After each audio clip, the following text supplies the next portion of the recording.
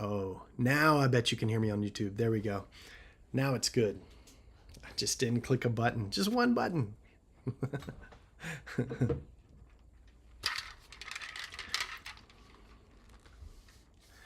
Yeah, it'd be really nice if we could all be consistent in our grammar and word usage. Yes, that's impossible. It's just never gonna happen. Words can never fully really express the truth. Good, you can hear me. Awesome. Can never express the inexpressible. Obviously, if it's inexpressible, it can't be expressed. But we can get as close as we can with the words that we know, and we use the language that we use to try to get as close as we can to it. Yeah, I tend to give Watts a bit of grace in that regard. You have to, yeah. You have to give Watts grace. You have to give all of them grace. Nisargadatta Maharaj. I'm reading here and there. I pick up "I am that" again because I've read it a few times, and a lot of his language. I read it and I go, that's not the language I would really want to use there. But I know what he means. I know what he's trying to express, and it's the inexpressible. It's something experienced, right? And so listen to Osho or Rupert Spira, or any of them. You can pick any of Ram Dass or whoever you want. You can listen to them, and you can find ways that they are trying to express the inexpressible, and you go, I don't like the way you put that. I don't really want to think of it that way, but I know what they're getting at. I know what they're trying to express, and it's the inexpressible. And so I know that's why it's so hard to put it into words. And then we use words so differently. Some of us have a different idea of what a particular word means, and someone else, here's the ultimate master. He disagreed with her. The ultimate master. You listen to Rupert Spira, or you listen to, because I listen to Rupert Spira sometimes. I have in the past. I haven't in a long time, or I've read him as well. And sometimes I'm like, I don't like the particular words he's using there, but I know exactly what he's trying to get at. I know what he's trying to express and communicate. It's more of an experience than anything. Nobody. Yes, I have. I've done that. A friend of mine told me to do it, and it was it was hilarious.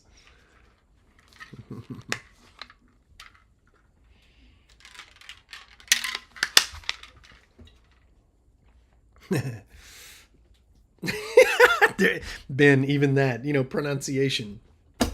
You're a word. You're a word. You're a word guy. I can tell.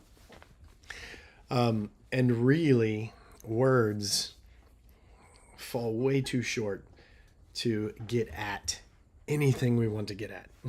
Because words by nature, their very nature, separate. We're using words as scalpels. We're separating existence with our words. And really, it is all one flowing process. It's a flowing existence. It's the flowing energy of all things. It's a process. It is what is, and there is no separation within it. You can't pull it apart and separate it into different pieces. It is a whole. And when we speak, then we are attempting to, uh, in our attempts to bring it all together in words, we're, by words, the very nature of words and communication, separating it out. And it can be frustrating. It can be frustrating. How do I express this inexpressible that I experience? How can I put these things into words? Thank you. I am the Boop. I appreciate that. You can go to rickquestionsthings.com, and you can get them there, or link to Etsy as well. I make all kinds of shirts like this, and I'm a fan of them. I wear them all the time. Thank you. I appreciate the compliment. Basically, there's no right or wrong way to attain enlightenment. Um, there are ways to. There are many different ways to wake up. There are many different ways to. Hey, what's up, Steph? There are many different ways. Hey, what's up, brother? Good to see you guys. Good to see everybody. It's so good to see everybody. It's crazy. It's so nostalgic, isn't it? It's been so long. But it feels natural. It feels like home. Yeah, I like the chill steps as well. Those are really good. Thank you, Steph. Yeah, it's good to be back. I went live once in January this year. That's it, in the backyard with a fire. And then before that, it had been months. But I was just telling everybody earlier, I used to go live for years. I went live for a few years. I went live weekly at least, for such a long time. And we had a great little community. And so many of you are still here, and I'm still here. So it feels like home.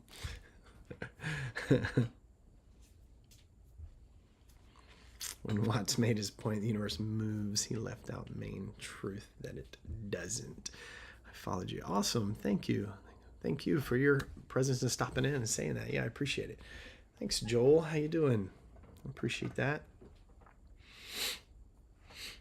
Those are good conversations, and this is the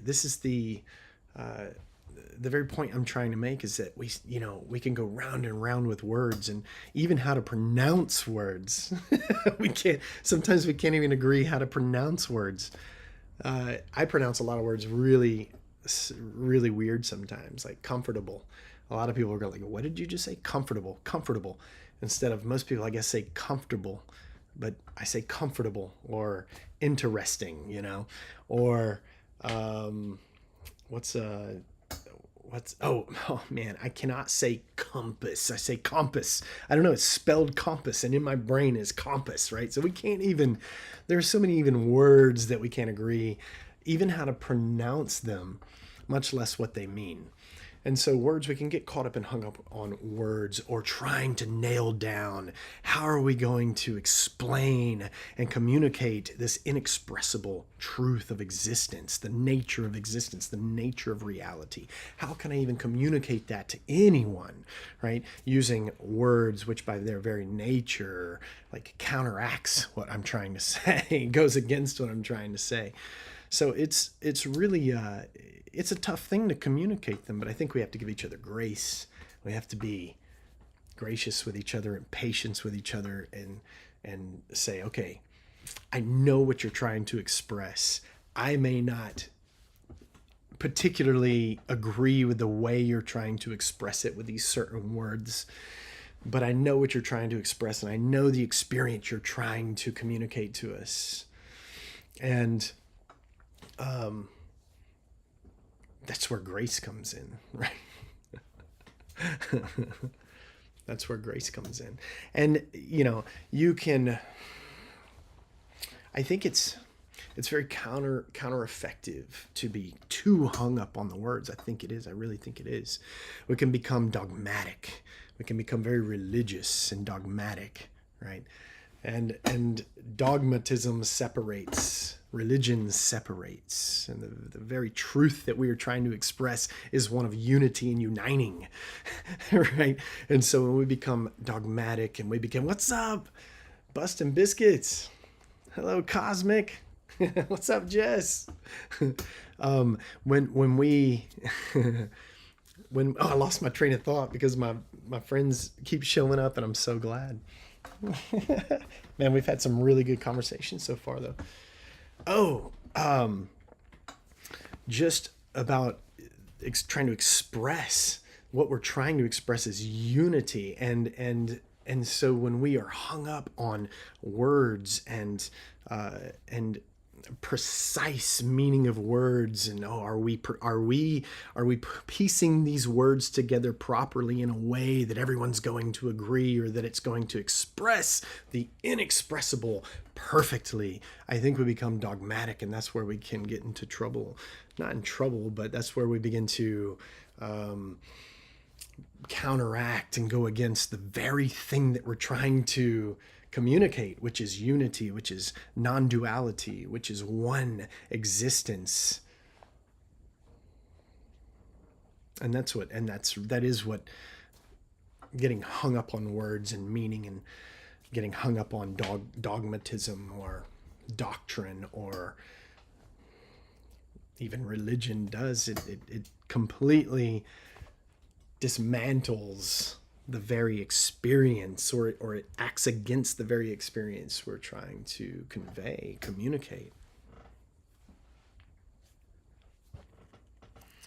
Best What's commentator I've seen, very respectful host and chat. Oh, thank you, Ben. Well, I really appreciate you very, very much. Hey, Sarah, thank you. Bustin' Biscuits. What's up, dude? What's up, my friend? Ben, I appreciate you very much. Really good conversation. Great comments. Great points. It's good thought. It's good, like, good things to work through.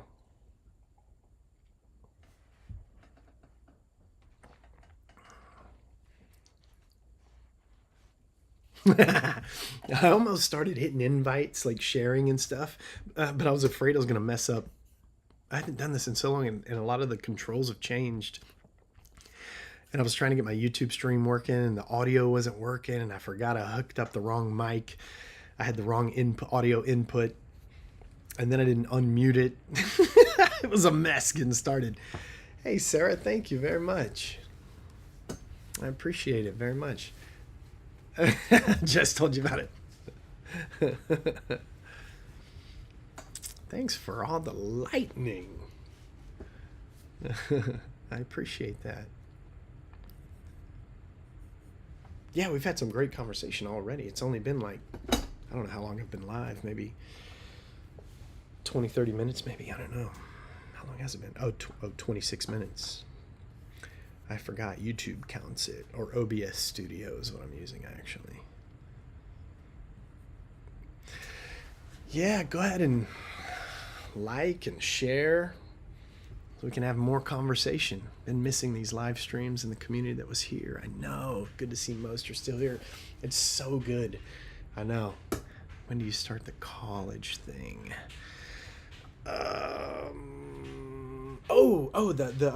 The meditation teacher training course. I started it. We had one, so it's every Sunday so I started this. I am going through this meditation teacher training course, and it started last Sunday, and it's very intensive. There's a lot of stuff going on, so there's lots of reading, lots of I've been practicing meditation for a good while now, but there's daily meditations, there are videos that we have to watch, discussions we have to do, and then we go on the live Zoom. There's a fly buzzing around me. We have to go on a live Zoom on Sundays, and then we have like tons of discussions, and we're going through different things like Buddhism, points of Buddhism, and Four Noble Truths and the Eightfold Path, and different types of meditations and all those kinds of things. It's so interesting. It's really, really good stuff. So I'm enjoying it, and it's only been 2 weeks. That's awesome. Dude, I need to teach it on the lives. Yeah, I plan to. Yeah, thanks, Jess. I appreciate it. I haven't seen you in the live. Oh, Mask. Yeah, I know. It's been a long time. Is the class for a specific form of meditation or overall forms? So it is right now. It's more. It's definitely centered in or grounded in Buddhism. Specifically, this course is Theravada Buddhism, and so it's focusing on Vipassana meditation. And so you start with awareness of the breath, and you focus on the breath, the literal breath going in through the nostrils and out, and you feel the sensations of the breath. And so when your thoughts begin to when your mind gets caught up in a thought, your anchor point is the breath. And so you sit and you train the mind is kind of what the meditation is teaching. Train the mind to be centered and grounded or anchored on one thing, right? And so in training the mind to be anchored on one thing, namely the breath, you start to see those benefits in daily life as well, because that's the point of meditation as well. If you can say there's a point, it's not really a point, but if you can say there's a point of meditation, if you want to put it in those words, it is that your life becomes a meditative existence, a life of meditation. So, and I've always kind of viewed meditation that way. Breath focus is challenging for me. We can talk about that too. I've always viewed meditation more as a state, a state of living, of life, a meditative life. You know, you are walking daily in a meditative state. But there is something to be said for the practice of meditation, because I started meditating daily just this year. I mean, I would meditate regularly, or I would go mainly walking meditations and things like that, walking on the beach and meditating.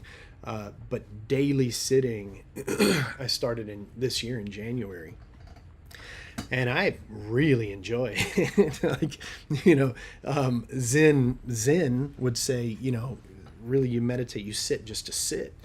Theravada Buddhism, I think, would say, well, you sit just to sit, but you also are working towards something. And so that breath focus works, other version of me, works towards a training of the mind on a singular anchor point, so that eventually you go beyond the mind and become the witness. You become more aware, or maybe more aware of your true nature, beyond the ego, beyond the separate entity that we believe that we are. And that, if you could say there's a point of meditation, that's really what the point of meditation is to break down that illusion of separation.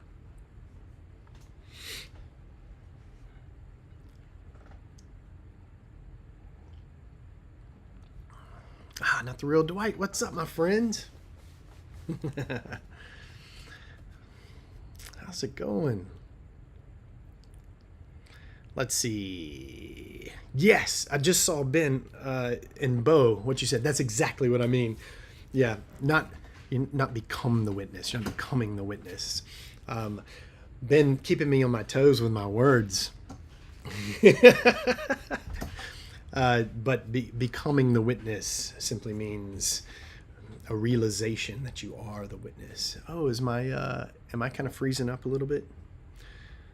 Oh, nice shirt. Thank you. Oh, wow. Fun fact. The witness. Wow. Who's the guy on the shirt? It's Alan Watts. And you can find my Alan Watts shirts and other Buddha shirts and all kinds of stuff on rickquestionsthings.com. There's also a link to my Etsy shop if you feel more comfortable with the Etsy shop. Big B being. When host is on top of his game, all I got is minor linguistic grievances. Precision is next to godliness, is the paraphrase quote goes.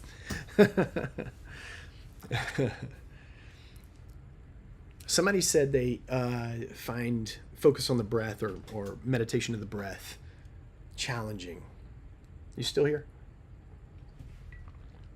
Because what you probably mean is that your mind, that, you know, the Buddhists call it the monkey mind. Your mind jumps from here to there and there and here and there and there, right? And so you get lost or caught up in the thoughts. But, you know, that is part of awareness. You're realizing that your thoughts are happening. You're witnessing those thoughts take place at some point.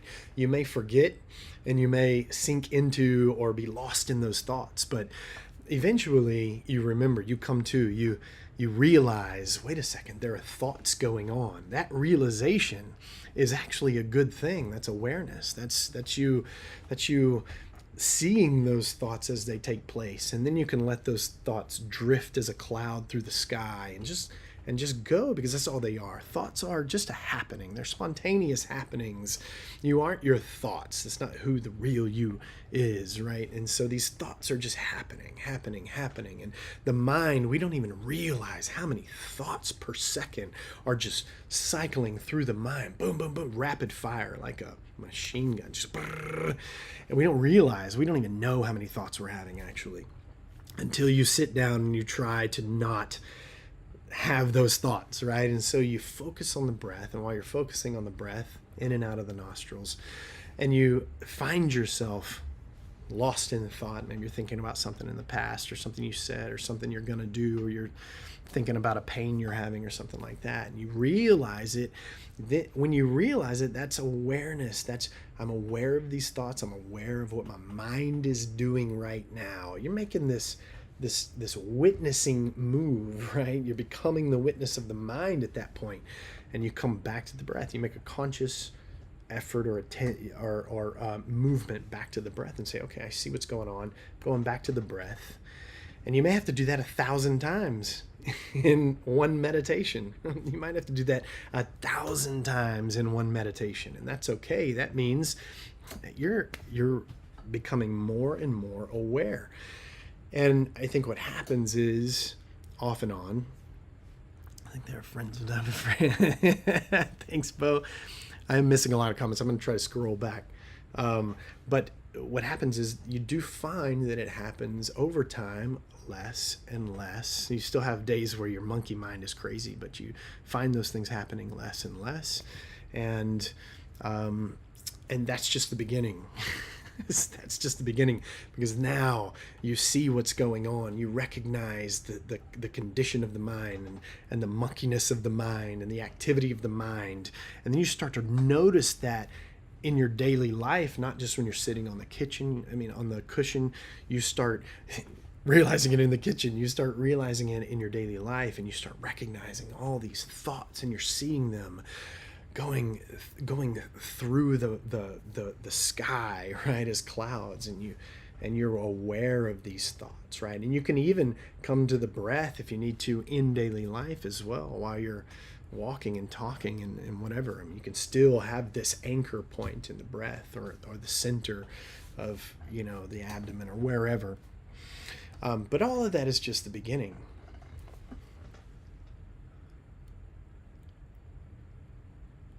Let me see. I know I missed.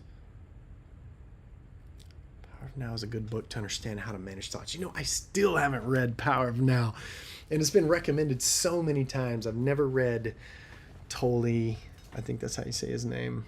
Ben can probably tell me. But I haven't read it, but I bought it, and I never read it because everybody recommends it. I just have so many books that I love to read. It's hard for me to ever try considering an ayahuasca session. Well, I'm not going to get into that on here, but yes, I have considered that. There are other things that go along with that I probably shouldn't talk about on here.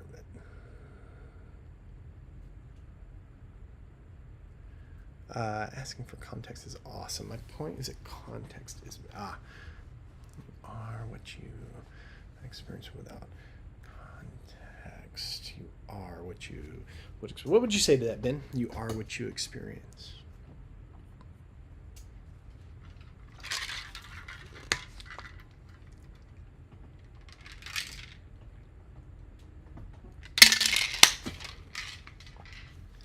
Yeah, about Advaita Vedanta. Sure, yeah.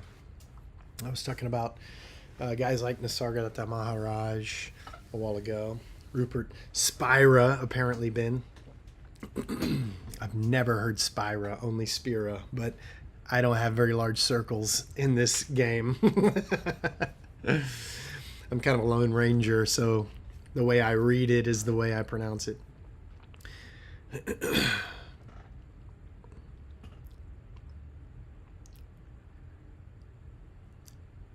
Yeah, Bo, that's a great point. That's exactly right, Bo. I would say you're not what you experience, but and when you say you were not what you experience, you're talking about the ultimate you. You're talking about existence itself, right? I don't know, would you call it the self? I know that a lot of Advaita Vedantins call it the self. Nisargadatta Maharaj might say the self. Maybe Spira. I'm saying Spira now, so I'm trusting you, Ben, that it's Spira. I'm trusting you, my friend. Brahman, Tao, the Tao, Buddha, nature. There are a lot of ways that people have put it and a lot of words for it. Spira. I'm going to look it up. I'm going to hold you accountable, Ben, that it's Spira, not Spira. I'm just joking. I believe you. I've even heard a ton of people say Spira, like in interviews and things like that. I guess he never corrects them. I called him Spira for months too. I'd like to hear Rupert say it, I guess. If we are the non, I guess I've never heard him say it, only other people. If we're the non-dualistic all, then we are indeed what we experience, in my opinion. So the ego is what is experienced, but that is an illusion. The ego is all of the thoughts and all of the conditioning. It's all of the conditioning is what the ego is. Everything. It's the if we are if you think about the ocean, right? The experience of a wave is the experience of the ocean, but it's not right to call it the experience of the ocean. It's just the ocean waving. How do you experience something unless it is dualistic, unless it is separate from you? There is no separation ultimately, right? The only way I can experience something truly is that is in some way separate from who I am and what I am. And I don't think that's ultimately what happens or is true, but as this concentration of consciousness, small consciousness or ego or persona or however we want to look at it, I experience things all the time. We are the universe experiencing itself, right? We are these little small c consciousnesses or little small, egos and masks that are experiencing these things as a conditioned ego. But does the wave, is there really such a thing as a wave that is separate from the ocean? Is there really such a thing as a wave at all when we think of it as something separate from the ocean? No, there isn't. There is only the ocean. That's all that there is in that analogy. If there was just the ocean and waves, that "and" there isn't quite the truth. It is the ocean waving, if we're going to put it accurately, right? It's not, I surf. I'm a surfer. I look out at the water and I say, man, look at the waves. Oh, look at that wave. Look at that wave, as though they are these individual separate entities. And it's really just a way of speaking, obviously. But waves aren't separate from the ocean. They are the ocean. The ocean is all that exists in that analogy. Likewise, there are no separate entities like Rick and Bo and Josh and Jess and Ben and everybody. There are no truly separate entities. There is only the ocean of being, existence itself, and that's what you are. That's what you are, who you are, the truth of your nature, the nature of reality, your reality. The truth of you is that analogy. What's behind that analogy?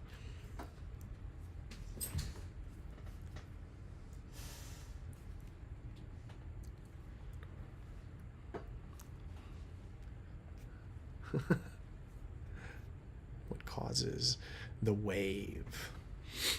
Well, it's the ocean waving, and the analogy will break down if you every analogy breaks down at some point, because it is these words of the finger pointing to the moon, and we get hung up on the finger, right? And that's exactly how this conversation started with Ben as well, is that words can't get to it.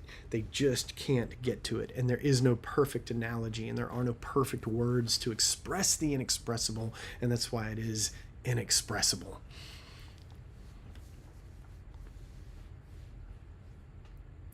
But if there's only a not, if all of existence is non-dual, it's just existence, inseparable, then cause, the very word cause or change, Ben, is just a figment of the imagination. It's just a human concept. And so many things that we talk about are human concepts. They aren't ultimate concepts, because there aren't any ultimate concepts. There are only human concepts. And that's what we have to work with, right? And so many of our human concepts aren't True.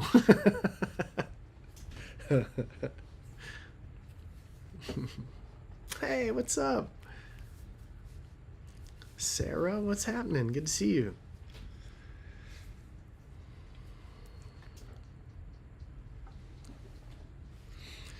Yeah, so I mean, everything that we express is human language, human words, human concept. And so we have to approach all of this with some measure of grace. That's why Buddhism taught anatta, no self, because self is an intrinsic part of existence, indivisible. Yes. Literal physical construct or as metaphor. So what's with these people thinking the world's flat? I don't know. I don't even get into it. You have school tomorrow. So we do, but I'm off because we're setting up for Lie Scared to Surf and Music Festival. The world's flat question. So we're setting up our cabanas for the VIP spots for the Lie Scared to Surf and Music Festival. I'm pretty pumped about it. I'm ready. I love the festival. It's like such good music, a lot of local talent, local music, and a surf contest that goes on the beach. And so our cabanas are going to be the VIP cabanas. And of course, we're going to be there at the festival too. So I took off tomorrow.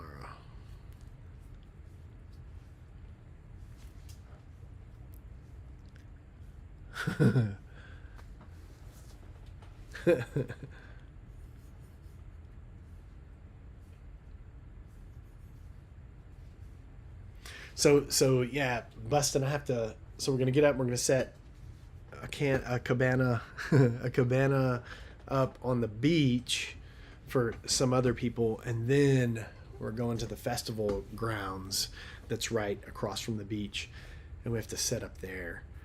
And then the festival actually kicks off at 2, so we have to have it all set up before 2. And then it's tomorrow and Saturday.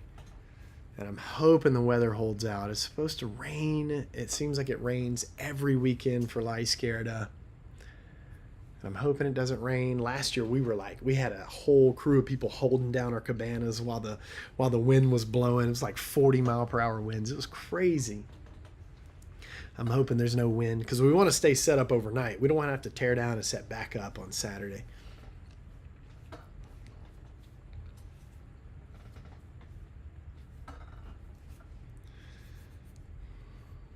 So, have I shown you guys this? Just give me a thumbs up if I've shown you this. I know it's backwards, but I'm trying to get it on TikTok and YouTube.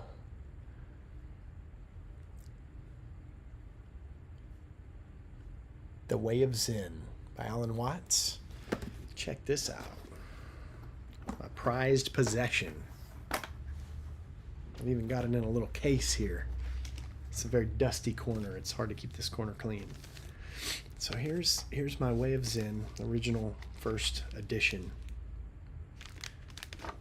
And it is signed with 2 different brushes. So with one brush, he wrote, "For Jim and Jean, with all good wishes, Alan Watts." Oh, you can't see it. There it is. For Jim and Jean. I was looking at the YouTube screen. "For Jim and Jean, with all good wishes, Alan Watts."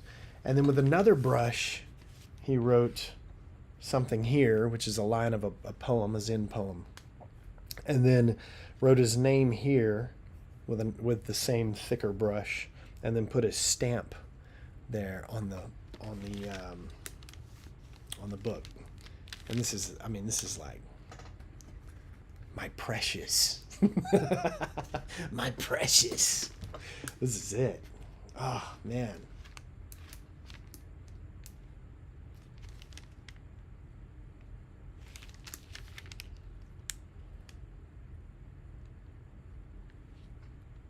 It's beautiful. Beautiful, beautiful. Very meaningful for me. I would actually like to take a pilgrimage, an Alan Watts pilgrimage. I was corresponding with his daughter, Ann Watts. We have emailed back and forth several times, and I was trying to plan like an Alan Watts pilgrimage where I go to California and I want to see some of the sites, the ferry boat, the Vallejo where he lived, the house in Druid Heights. It's still there and it's dilapidated. It's all going back to nature, which is what the builder wanted in the end of the house, and all that whole neighborhood, that whole community. That's all going back to nature. But anyway, she's willing to help me out and try to get me access to all these places when I finally get the chance to make it out there.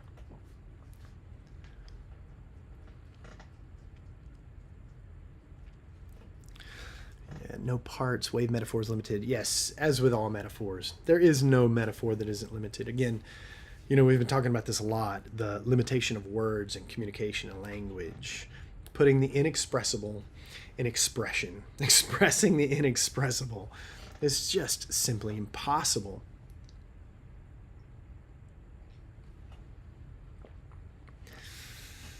Thanks for the follow, Tina. Well, I've been on for 51 minutes. I used to, Bustin', you guys, remember when I used to go live for like 3 or 4 hours? Yes, exactly, Bo. Language is inherently dualistic by nature. They are little scalpels. Words are little scalpels. So we're slicing and dicing as we speak, right? And that's contrary to what we're trying to express, which is the inseparable, the inscalpable. Inscalpable. Is that a word? Hey, Patrina, what's up? Good to see you. Language is linear and concepts are whole with wholeness. Language is linear, and that's the other thing too. It's bound in time. Our language is bound in time. One word follows another, and what we're trying to get at is timeless. It is the whole. I know I miss you guys too. I've been on for like 52 minutes, and it's been incredible just seeing everybody and having great conversation. It's been amazing. And it's been a long time. The last time I went live was in January. And before that was several months. But you guys remember when I used to go live for 3 or 4 hours? I would go live every Friday. I would go live for like 3 or 4 hours. And it would be like 2 or 3 in the morning when I would get off. But that was, there was a lot of spiciness going on there. Right, Bustin'? 10 hours. Oh my God, that's crazy. Crazy. Those were spicier days, I think. Just yesterday, did my first live stream. Nice, Bo. So many parrots. So many parrots, yes. Yeah, man. They would flock in and we'd say, here come the parrots. But it was a lot spicier back then, wasn't it? The spicier backgrounds. Kind of chilled out, I think, lately. In January, it was chill, and I figured tonight will be chill. Back in the good old days. Now I feel like it's just going way downhill. TikTok in general. What do you mean exactly? We are the universe. Well, man, we've talked about that a lot. To be fair, it isn't slicing and dicing words when what's spira mean opposite things with context. Perhaps.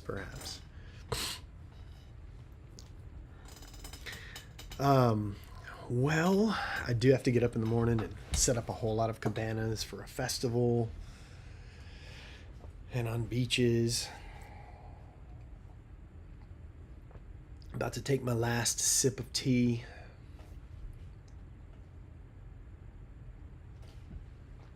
But this was beautiful. Amazing. I don't know what that sound was on my computer. I think it was the computer. It's great seeing you too, Bo. Really amazing. Enjoy sounds like a great time. Yeah, it's such a good time. I love it. Love it. We need more of you here. I'm going to try. I've been saying it so long. I want to be on here more. I want to engage more. Excellent host and comment. Thank you, Ben. Same to you, my friend. Really enjoyed it. Take it easy, man. Yeah, have a great weekend. Buston. Awesome night. Thanks, and awesome day. Thank you so much. Good seeing you too, Jess. Yeah, I'll see you next time. I'm hoping to do this more. I really am. I know I say it all the time. Buston will text me and say, when you going live? I'm like, man, soon. It's gotta be soon. And I never do. And I always I want to. I am a busy person. For sure. When the nighttime comes, I just get really tired because I do a lot. But I love this. I need it, really. I love the community. I love the conversation. I love thinking about these things together and trying to express them and the inexpressible 4 months later. Oh, man. I know. I'm really going to try.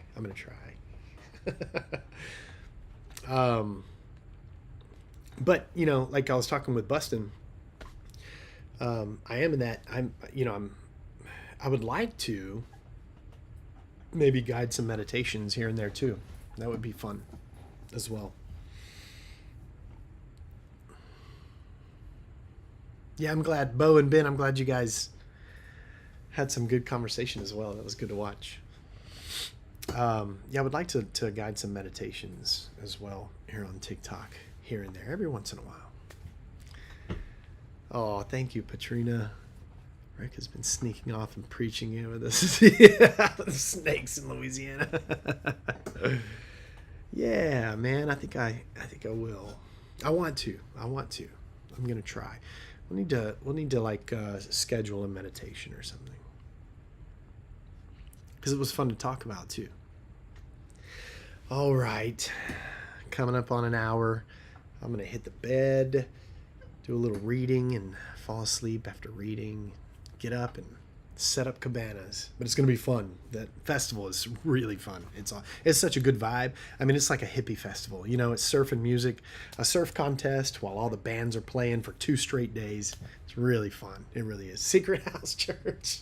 I did have a house church when I was in ministry. I did. At the end of it, I branched off. I exited out of the organized church and left the denominations and started working with house church movements and planted house churches. The good kind. Have a wonderful weekend too, Katrina. I appreciate you. I mean, Patrina, I was looking at 2 different things at once. I had a WhatsApp with my meditation class at the same time. Well, I love you guys. So good to see you. Keep in touch.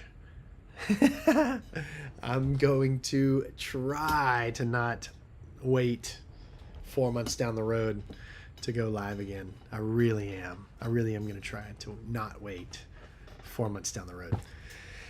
And try to go live earlier than that. Hopefully soon. All right. I love you guys so much. It was so good to see you guys. Such good conversation. Great conversation. And I'll see you soon. Keep in touch. Good night. Love you guys.